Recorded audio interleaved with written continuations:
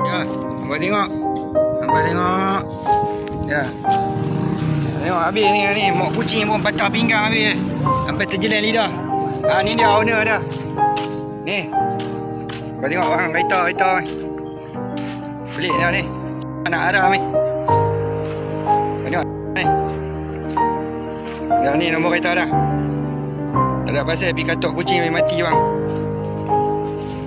Dah.